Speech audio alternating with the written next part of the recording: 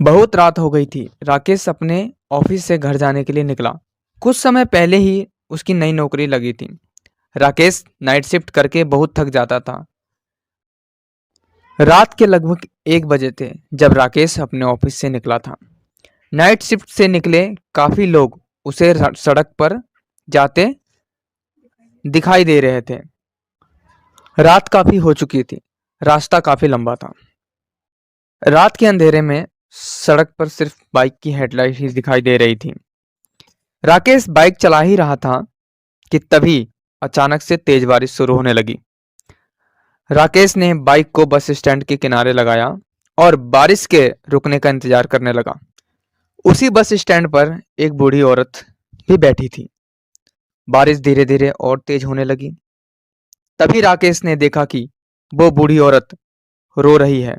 राकेश ने इंसानियत के नाते उसने उस बूढ़ी औरत से बात करनी चाहिए, लेकिन वो बूढ़ी औरत उसे डरावने तरीके से देखने लगी और बोली, क्या तुमने मेरे पति को देखा है?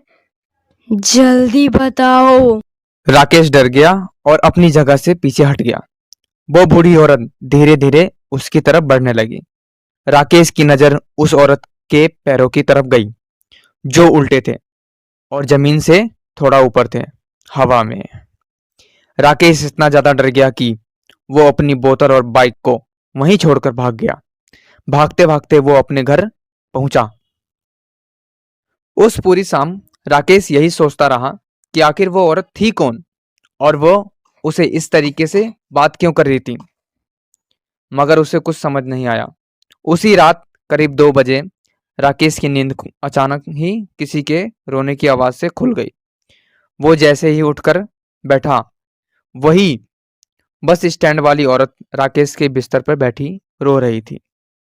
उसके हाथ में वही पानी की बोतल थी जो राकेश बस स्टॉप पर छोड़ आया था, पर उस बोतल में पानी नहीं, खून था। उस औरत ने बोतल छोड़ राकेश का गला पकड़ लिया।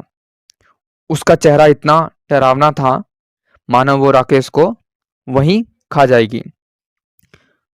राकेश जोर जोर से चिल्लाने लगता है। तभी उसके मम्मी पापा भागकर उसके कमरे में आते हैं।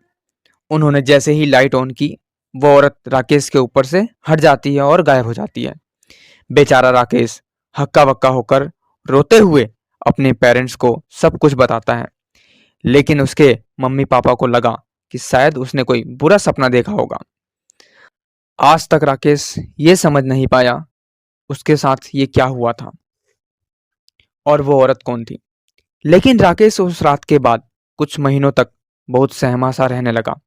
उसने अपनी नाइट शिफ्ट की जॉब भी छोड़ दी और कभी भी उस रास्ते पर नहीं गया। आपको क्या लगता है, कौन थी वो औरत?